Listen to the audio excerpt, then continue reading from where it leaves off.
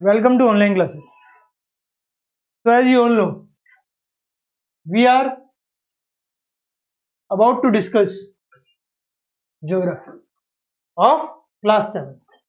तो geography class 7 में हमारा ये आज का पहला चैप्टर क्या है? पहला चैप्टर, ठीक है। फर्स्ट चैप्टर हमारा क्या कहता है? What it talks about? It talks about environment. तो एनवायरनमेंट के बारे में जितनी भी डिटेल्स हम स्टडी करेंगे इसमें, वो आपकी इंपॉर्टेंट होगी आपके लिए फॉर योर एग्जाम।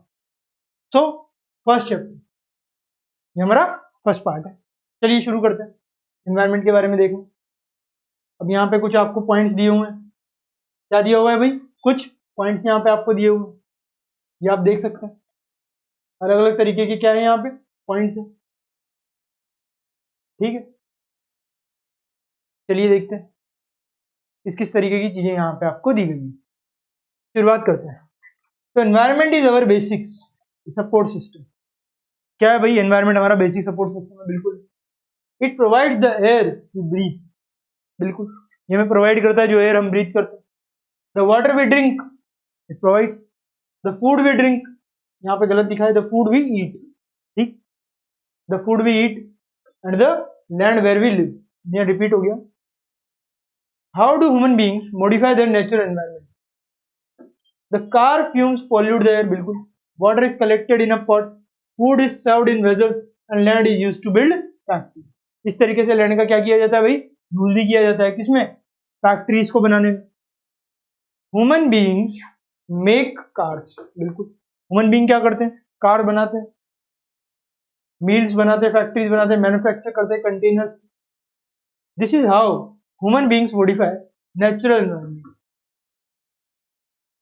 तो इस तरीके से जो ह्यूमन बीइंग्स हैं वो क्या करते हैं भाई? वो मॉडिफाई करते हैं किसको? नेचुरल एनवायरनमेंट को, ठीक है।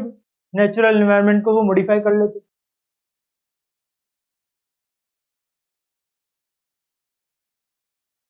चलिए अब हम आगे चलते हैं। ये हमें एक डायग्राम दिया हुआ है, उसे हम देखेंगे थोड़ी देर बाद। उससे पहले the term environment is derived from a French word environner. तो जो एनवायरनर है वहां से हमें एनवायरनमेंट की टर्म मिली। एनवायरनर कौन सी टर्म है? French term. तो एनवायरनमेंट जो है फ्रेंच टर्म से हमें डिटरमाइन किया गया, जिसका मतलब क्या होता है? Meaning neighbourhood. एनवायरनमेंट हमारे नेबरहुड, हमारे आसपास की जगहों की बात करता है। In simple terms, whatever we see in our surroundings are collectively called environment. जो भी हम आसपास देखते हैं वो एनवायरनमेंट होता है। आपसे पूछा जाए व्हाट इज एन एनवायरनमेंट, तो in simple terms whatever we see in our surroundings are collectively called environment. That is place है, पीपल है, थिंग्स है, नेचर है that surrounds any living organism is called environment. तो जो भी हमारे आसपास है, लिविंग नॉन लिविंग, सब सब कुछ क्या है? एनवायरनमेंट का एक हिस्सा है जो हमें सराउंडिंग चीजों में आता है। चलिए आ जाइए, अब हम देखते हैं क्या ये कंपोनेंट्स ऑफ एनवायरनमेंट है। क्या है भाई? यहाँ पे आपको कंपोनेंट्स ऑफ एनवायरनमेंट दिए होंगे, नेचुरल, ह्यूमन मेड, ह्यूमन, इन सब के बारे में हम बात करेंगे। उससे पहले इसको हम देखना शुरू कर देते हैं। एनवायरनमेंट के बारे में यहाँ पे आपको दिया हुआ है, इट कंप्राइजेज टू कंपोनेंट्स। जो एनवायरनमेंट है वो दो कंपोनेंट से मिलकर है। कौन कौन से? चलिए देख लेते हैं। यहाँ पे हम किसकी बात कर रहे हैं? कंपोनेंट्स की बात कर रहे हैं, ठीक है। कंपोनेंट्स की बात कर रहे हैं। चलिए कर लेते हैं कंपोनेंट्स की बात। दो तरीके के कंपोनेंट्स होते हैं भाई एनवायरनमेंट में। एक तो होते हैं ये बायोटिक, गलत लिख रहा है यहाँ पे, यहाँ क्या आएगा? बायोटिक। एक तो होते हैं बायोटिक कंपोनेंट और एक होते हैं अबायोटिक कंपोनेंट, ठीक है। यहाँ पे कंपोनेंट आएगा, कंपोनेंट, यहाँ पे मिसप्रिंट है। It is the world of living things like plants and animals. ये क्या है? ये वर्ल्ड है लिविंग थिंग्स का, like plants and animals. Plants और एनिमल्स की तरह ये उनका एक तरीके से पूरा का पूरा दृश्य। अब अबायोटिक कंपोनेंट के बारे में बात कर लेते हैं। इसके बारे में अबायोटिक कंपोनेंट मतलब जो भी लिविंग थिंग्स होती है ना, एनिमल्स क्या है? लिविंग है। प्लांट क्या है? लिविंग है। क्यों? क्योंकि उनमें लाइफ है। जिनमें लाइफ होगी वो क्या होंगे? वो लिविंग होंगे। और जिनमें लाइफ नहीं होगी वो लिविंग नहीं होंगे। तो ये अबायोटिक, जिनमें लाइफ नहीं होगी। It is the world of non living things like land, air, water. ये लाइफ प्रोवाइड करते हैं, इनमें लाइफ नहीं होती। लैंड हमें चाहिए हमारे सर्वाइवल के लिए, एयर भी चाहिए, वाटर भी चाहिए हमारी लाइफ के लिए, मगर वो लाइफ नहीं है। हमारी लाइफ को तो वो अफेक्ट कर रहे हैं, बट वो लाइफ नहीं है, मतलब वो लिविंग नहीं है। ठीक है, वो लाइफ जो है उसको प्रोवाइड कर रहे हैं। तो these two types of environment influence each other and we and are interrelated and interdependent. सब क्या इंटर रिलेटेड है, इंटरडिपेंडेंट है। क्यों? क्योंकि लिविंग थिंग्स, एनिमल्स को, प्लांट्स को क्या चाहिए? वाटर, लैंड, एयर सब चाहिए। वो बायोटिक को बायोटिक चाहिए, बायोटिक को बायोटिक चाहिए। सबको अपनी अपनी जरूरत होती है, सब इंटरडिपेंडेंट है, इंटरलिंक्ड है। दे change in one bring about a change in the other. एक चेंज हो गया तो दूसरा भी चेंज हो जाएगा, एक चेंज से दूसरे चेंज पे फर्क पड़ेगा, क्योंकि ये दोनों इंटरडिपेंडेंट है, एक दूसरे पे डिपेंड है। और कुछ भी हटेगा या कुछ भी कम होगा, चेंज होगा, तो सबके सब चेंज हो जाएंगे, वेदर इट इज लिविंग और नॉन लिविंग। अब nature functions to maintain an overall balance between the two environment. Nature क्या करता है भाई? नेचर फंक्शन करता है to maintain an overall balance between the two environment. दो एनवायरमेंट में बैलेंस करता है नेचर। ठीक, the components of biological environment and physical environment are independent on each other.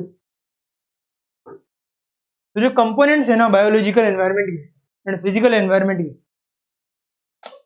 वो एक दूसरे पे क्या है? इंडिपेंडेंट है। इंडिपेंडेंट नहीं, इंटरडिपेंडेंट, एक दूसरे पे डिपेंड करते हैं। अगर कोई भी खराब हुआ तो पूरा का पूरा एनवायरमेंट जो है वो खराब हो जाएगा। इस वजह से हम ये सारी चीजें देख रहे हैं। चलिए आगे बढ़ते हैं। अब ये हमने देख लिया, अब बाकी चीजों की बात करेंगे। Natural environment. अब क्या बात करेंगे हम? नेचुरल एनवायरमेंट की बात करेंगे। तो यहाँ पे देखिए नेचुरल एनवायरमेंट, ये रहा हमारा कंपोनेंट्स ऑफ एनवायरमेंट। उसमें सबसे पहले क्या है? Natural environment. नेचुरल में क्या है भाई? लैंड है, एयर है, वाटर है और लिविंग थिंग्स, मतलब बायोस्फीयर। बायोस्फीयर, लिथोस्फीयर, एटमोस्फीयर और हाइड्रोस्फीयर, इन सब के बारे में हम बात करेंगे। चलिए बात करते हैं। और फिर दूसरा क्या? ह्यूमन मेड होगा, और फिर तीसरा ह्यूमंस होगा। सबसे पहले हम नेचुरल एनवायरनमेंट की बात करेंगे, कंपोनेंट्स ऑफ एनवायरनमेंट में। चलिए शुरू करते हैं नेचुरल एनवायरनमेंट। आ जाइए। तो land, water, air, plants and animals comprises the natural environment. तो भाई लैंड होता है मतलब lithosphere, water, hydrosphere, air, atmosphere, और plants and animals that is biosphere, comprises the natural environment. बिल्कुल नेचुरल एनवायरनमेंट को कंप्राइज करते हैं। ये आपको याद होनी चाहिए। क्या होगी आपकी? ये आपकी डेफिनेशन हो गई। ये आपकी क्या हो गई? ये आपकी डेफिनेशन हो गई। तो ये आपको याद होना चाहिए, आपसे पूछा जा सकता है व्हाट इज नेचुरल एनवायरनमेंट, तो आपको ये डेफिनेशन लिखनी पड़ेगी। चलिए आगे चलते हैं। You are familiar with the meaning of lithosphere, hydrosphere, atmosphere and biosphere from your previous class. Previous class से भी देख लिया होगा। Let us learn some more facts about this domain. चलिए देख लेते हैं। तो लिथोस्फीयर आपने पहले ही पढ़ा है, हम दोबारा से इसमें डिटेल में देखेंगे। तो solid outer most layer of the earth is called lithosphere.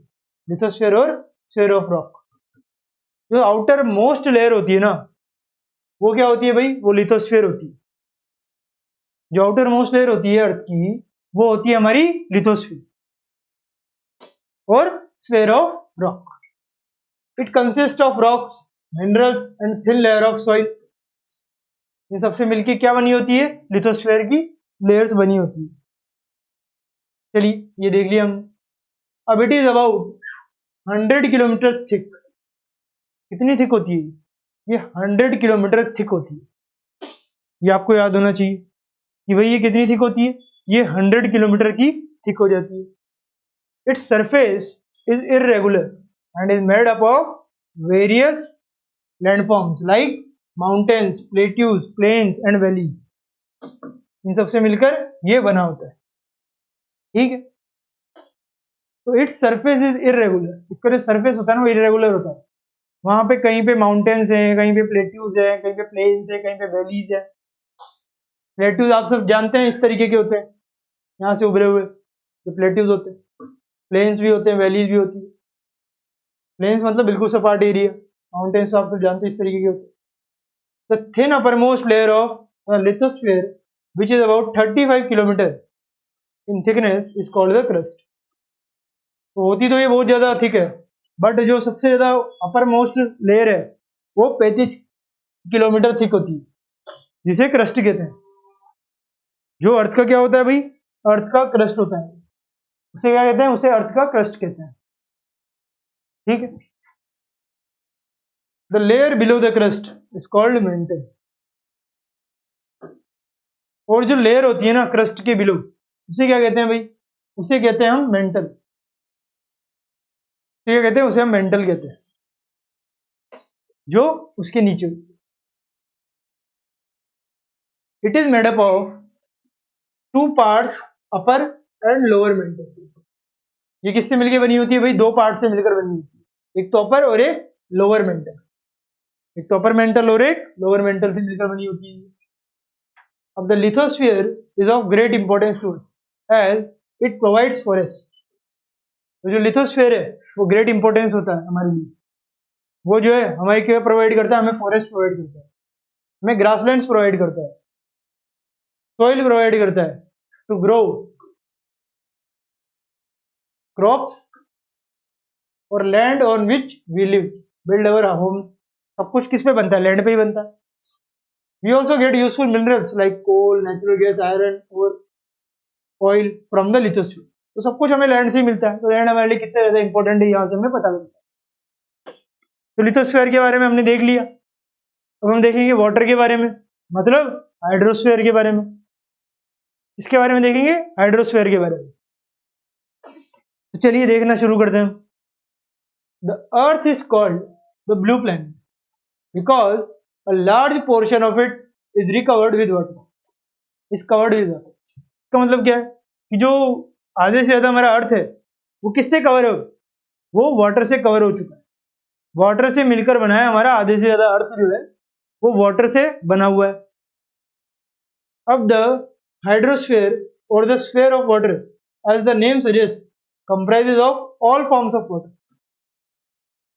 तो जो हाइड्रोस्फीयर के नाम से ही पता लग रहा है कि सभी तरीके की वाटर की फॉर्म्स को ये अपने ऊपर लेता है। तो आपसे पूछा जाए हाइड्रोस्फीयर क्या है, तो आप बता सकते हैं कि अर्थ जो है ब्लू होता है, प्लैनेट तो इसका मतलब लार्ज पोर्शन वाटर से कवर्ड है, और ज्यादा से ज्यादा वाटर जो है वो होता है हाइड्रोस्फीयर में। अब वाटर एग्जिस्ट इन 3 स्टेट। सारे के सारे फॉर्म्स को हम देखेंगे हाइड्रोस्फीयर में। तो वाटर 3 तरीके से कंसिस्ट होता है। किस तरीके से एग्जिस्ट करता है, एक तो सॉलिड रूप में आइस में, लिक्विड रूप में वाटर में, और गैसियस रूप में वाटर वेपर में। तो इन 3 तरीकों से क्या होता है, वाटर हमारे एनवायरनमेंट में सस्टेन करता है। और वो किस किस तरीके फॉर्म में होता है भाई, ओशंस में मिलता है, सी में मिलता है, रिवर में, लेक्स में, स्नो में, आइस में, ग्लेशियर्स में, and water vapour together form hydrosphere. ये जो टुगेदर क्या फॉर्म कर लेते हैं भाई, हाइड्रोस्फीयर फॉर्म कर लेते हैं। अब देखिए आगे, the hydrosphere is very important because water supports life in many ways. जो हाइड्रोस्फीयर है वो हमारे लिए क्या है, बहुत ज्यादा इंपॉर्टेंट है। क्यों, because water supports life in many ways. Water क्या करता है भाई, सपोर्ट करता है लाइफ को कई तरीके से।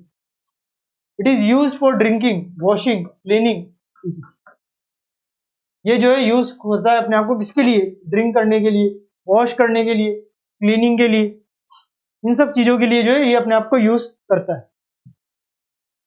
ठीक है, it helps in generating electricity in power. आप सब जानते हैं वाटर के बिना कोई भी इलेक्ट्रिसिटी जनरेट कर सकता है, it is not possible.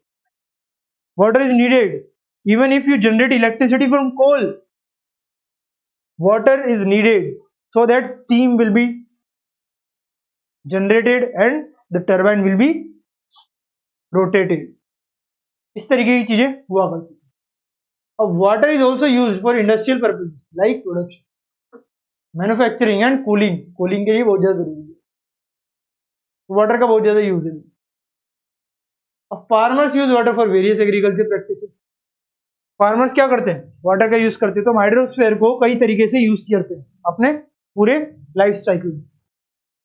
Water navigation helps boost trade and commerce. Water जो रिवर है वो नेविगेशन प्रोवाइड करती है एक जगह से दूसरी जगह से, तो क्या होता है उससे भाई, उससे ट्रेड आसान हो जाता है एक जगह से दूसरी जगह जाना, उनका फ्लो होने की वजह से। Oceans provide us with food and minerals. आप सबने फिशेस का नाम तो सुना ही होगा। फिशेस क्या है हमारे लिए, फूड का काम करती है। हमारे लिए क्या करती है फिशेस, फूड का काम करती है। और ओशंस में जो अंदर मरीन ऑर्गेनिजम्स हैं उनके अंदर हम देखें तो उनके जो ओशंस के अंदर के लैंड है वहां पे ऑयल भी डिस्कवर होता है। Water bodies moderate the climate of a place.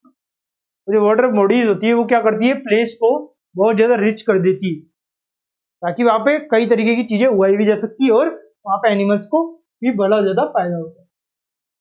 ये हो गया हमारा। अब हम देखेंगे एटमोस्फेयर, हाइड्रोस्फेयर हो गया, लिथोस्फेयर हो गया। अब हमारा जो नेक्स्ट है वो क्या आता है, वो आता है हमारा एटमोस्फियर। तो एटमोस्फेयर में भी कई तरीके की चीजें होती है, ये आप सब जानते हैं। एटमोस्फेयर में क्या होता है भाई, कई तरीके की चीजें होती है। The thin layer of air enveloping our earth is called the atmosphere. जो थिन लेयर होती है ना enveloping our earth is called what, is called atmosphere. उसे क्या कहते हैं, उसे कहते हैं हम एटमोस्फेयर। ठीक, it extends up to a height of 1600 kilometre about the surface of the. तो भाई ये क्या है, ये एक्सटेंड करती है कहां से कहां तक, 1600 किलोमीटर तक about the surface of the earth. जो अर्थ का सरफेस है उसके ऊपर। All kinds of weather phenomena take place in this. जितना भी वाटर वेदर का जो फिनोमिना है वो कहां पे बनता है, वो इसी स्फीयर में बनता है। कहां पे, इसी स्फीयर में बनाया जाता है। All kinds of weather phenomena take place in this sphere. ठीक है, ये हमने देख लिया। अब चलिए आगे चलते हैं, आगे चीजें देखेंगे हम।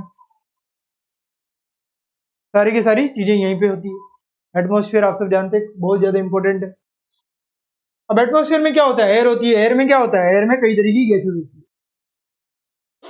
तो एयर में क्या होता है भाई, एयर में कई तरीके की गैसेज होती है। जैसे नाइट्रोजन होती है 78%, ऑक्सीजन होती है 21%, और अदर गैसेज भी होती है जैसे कि argon, carbon dioxide, ozone, hydrogen, helium, ये 1% के करीब होती है। The density of air is highest near the earth. जो एयर की डेंसिटी है वो सबसे ज्यादा हाईएस्ट होती है अर्थ के सरफेस पे। जैसे ये अर्थ है, इसका जो सरफेस है वहां पे सबसे ज्यादा हाईएस्ट डेंसिटी होती है इसकी, एयर की। As we go upward it keeps on decreasing. और जैसे जैसे हम ऊपर जाते हैं एयर की डेंसिटी जो है कम होने लगती है। एयर की डेंसिटी क्या होने लगती है भाई, कम होने लग जाती है। और जब एयर की डेंसिटी कम होगी तो हमारे लिए बहुत ज्यादा डिफिकल्टी आ जाएगी। हमारा जो सर्वाइवल है वो थोड़ा डिफिकल्ट हो जाएगा, क्योंकि हमें डेंस एयर चाहिए। The atmosphere functions like an insulating blanket protecting the earth. तो जो हमारा एटमोस्फेयर है वो क्या है भाई, वो एक ब्लैंकेट की तरह हमारे अर्थ को प्रोटेक्ट करता है फ्रॉम अदर थिंग्स। अब apart from protecting it from scorching heat and harmful radiation. वो अक्सर जानते हैं एयर जो होती है उसमें कई तरीके की लेयर्स होती है। एयर में जो है ओजोन भी होता है। तो ओजोन क्या करता है कि भाई जो रेज आती है ऊपर से उनको बचाता है, ओजोन जो लेयर होती है। तो हार्मफुल जो रेडिएशन से उससे बचाता तो ही, साथ ही साथ it provides a setting in which all forms of life are created and sustain. क्योंकि आप देखिए एयर जो होती है हम ऑक्सीजन लेते हैं, जो प्लांट्स है वो क्या करते हैं, वो कार्बन डाइऑक्साइड लेते हैं। सो व्हाट वी, जो हम एक्सेल करते हैं वो इनहेल करते हैं। इस तरीके की चीजें होती रहती है, जिससे क्या है एक बैलेंस बना रहता है कि भाई आप जो छोड़ोगे वो हम ले लेंगे, जिससे क्या होगा कि एनवायरमेंट में बैलेंस बना हुआ। तो it is the earth gravity that holds the atmosphere around. अब ये एटमोस्फेयर हमारी अर्थ पे बना हुआ कैसे, gravity. Gravity plays an important role in holding the atmosphere around our environment. Gravity plays an important. तो ग्रेविटी बहुत जरूरी है भाई अगर एनवायरमेंट को एटमोस्फेयर चाहिए तो। अब satellites like the moon, which have very low gravitational power, cannot and do not hold an atmosphere. तो जो सैटेलाइट्स हैं लाइक द मून की तरह, which have very low gravitational power, जिनके पास क्या है, बहुत ही कम ग्रेविटेशनल पावर है, वो do not hold N atmosphere, वो क्या नहीं कर सकते भाई, वो कोई भी एटमोस्फेयर को होल्ड नहीं कर सकते ज्यादा दिन तक। The changes in the atmosphere produce changes in the weather and climate. तो जो एटमोस्फेयर जो है वहां पे जो चेंजेस प्रोड्यूस होते हैं वो किसकी वजह से होते हैं, वेदर और क्लाइमेट की वजह से। वेदर और क्लाइमेट चेंज होता रहता है तो एटमोस्फेयर भी चेंज होता रहता है। तो ये सारी की सारी चीजें हमने एटमोस्फेयर के बारे में पढ़ ली कि हमें बहुत सारी चीजों से बचाता ही है। 78% नाइट्रोजन होती है, 21% ऑक्सीजन होता है, और साथ ही साथ हमारे पास क्या होता है, 1% ओजोन, कार्बन डाइऑक्साइड और हाइड्रोजन, हीलियम वगैरह होता है। अब हम देखेंगे बायोस्फीयर, प्लांट्स, एनिमल्स, इन सब की चीजों के बारे में बात की जाएगी बायोस्फीयर में। चलिए बायोस्फीयर देख लेते हैं। Biosphere is a narrow zone where all other spheres, lithosphere, hydrosphere, atmosphere, come into contact with each other. हमने जितने भी पढ़े ना, ये लिथोस्फीयर पढ़ा, हाइड्रोस्फीयर पढ़ा, एटमोस्फीयर पढ़ा, ये सबको मिला दो, सब एक दूसरे से कांटेक्ट करके बायोस्फीयर में रहते हैं। तो all kinds of living organisms, plants as well as animals need a surface of land. सबको जो है लैंड चाहिए, वाटर भी चाहिए, और सराउंडेड बाय एयर। तो तीनों की तीनों यहाँ पे कांटेक्ट हो रही है। लिथोस्फीयर भी है, हाइड्रोस्फीयर भी है, एटमोस्फीयर भी है। हर लिविंग ऑर्गेनिजम्स को ये सारी चीजें चाहिए, तीनों की तीनों। तो biosphere makes our earth an unique planet as it supports life, क्योंकि ये सपोर्ट करता है लाइफ को। तो ये क्या है भाई, ये एक यूनिक तरीके का प्लेनेट है, और कोई प्लेनेट सपोर्ट नहीं करता लाइफ को। Biosphere is that part of the earth which contains and sustains life. मतलब ये क्या करता है भाई, लाइफ जो है ना उसको बचा के रखता है, इस तरीके का होता है। ठीक है, ये हमने देख लिया बायोस्फीयर। तो पूरा का पूरा इन सबको इंक्लूड कर दो तो बायोस्फीयर हो जाता है। अब हम क्या देखेंगे, अब हम देखेंगे हमारा इकोसिस्टम। क्या देखेंगे भाई, इकोसिस्टम देखते हैं। बायोस्फीयर भी देख लिया हमने, अब भाई इकोसिस्टम क्या होता है वो देख लेते हैं। कई तरीके के हमारे इकोसिस्टम होते हैं, चलिए शुरू करते हैं। यहाँ पे इकोसिस्टम के बारे में ये दिया हुआ है। It is a system found by the interaction of all living organisms with each other with the physical and chemical factors of the environment in which they live, all linked by transfer of energy and material। तो क्या होता है, interaction होता है, हर living organism का एक पे interaction होता है। कोई दूसरे लिविंग ऑर्गेनिज्म को खाता है, ईट करता है, तो कोई प्लांट्स खाता है उससे, कोई हर्बिवर्स होता है, कोई कॉर्निवर्स होता है। तो सब एक दूसरे से कनेक्टेड होते हैं, फिजिकल, केमिकल फैक्टर सब कुछ होता है इसमें। ट्रांसफर ऑफ एनर्जी एक पर्सन दूसरे पर्सन में जाती है, सब कुछ कहाँ होता है, सब कुछ होता है इकोसिस्टम। तो ये इसकी डेफिनेशन है। आपसे को पूछा जाए कि इकोसिस्टम क्या होता है तो आप ये लिख सकते हैं। ठीक है, ये डेफिनेशन हो गई इकोसिस्टम की, आपके 1 मार्क में आ सकता है। अब हमारा जो है नेक्स्ट इकोसिस्टम में देख लेते हैं। The biosphere is divided into plant kingdom and animal kingdom. एक तो प्लांट होते हैं और एक एनिमल होते हैं। These two kingdoms are interdependent and are also dependent on the physical environment for survival. Plant को फिजिकल एनवायरमेंट चाहिए, एनिमल्स को फिजिकल एनवायरमेंट चाहिए, साथ ही साथ उन्हें प्लांट भी चाहिए, प्लांट को एनिमल भी चाहिए, क्योंकि उनका जो एनिमल्स का जो डिपोजिशन होगा, एनिमल्स जो अपना वेस्ट जनरेट करेंगे उससे प्लांट्स को काफी ज्यादा फर्टिलाइजर मिल जाएगा और वो नेचुरल होगा, मेन चीज। तो biosphere is made up of separate zones in which each zone has its own physical environment and plant and animal life. Biosphere में कई तरीके के जोन्स होते हैं। This is called an ecosystem, जिन पे प्लांट और एनिमल डिपेंड करते हैं, हम क्या कहते हैं, इको सिस्टम कहते हैं। अब इकोसिस्टम इन बायोस्फीयर, इन सारी चीजों के बारे में हम कब बात करेंगे, इन सारी चीजों के बारे में हम बात करेंगे हमारे नेक्स्ट पार्ट, इसमें हम ह्यूमन एनवायरनमेंट के बारे में भी बात करेंगे ये सारी। फिर उसके बाद हमारे क्या होगा, क्वेश्चन आंसर्स चलेंगे। ठीक है, तो अगले पार्ट में हमारा सारा का सारा चैप्टर कंप्लीट हो जाएगा। ठीक है, फिर हम क्वेश्चन आंसर्स भी कर लेंगे। तो हमारा ये पार्ट चैप्टर यहाँ पे हो जाएगा। तो हमारा नेक्स्ट पार्ट लास्ट पार्ट होगा, उसके बाद हमारा चैप्टर कंप्लीट हो जाएगा और हम करेंगे हमारे नेक्स्ट पार्ट। तब तक के लिए thank you very much, have a nice day.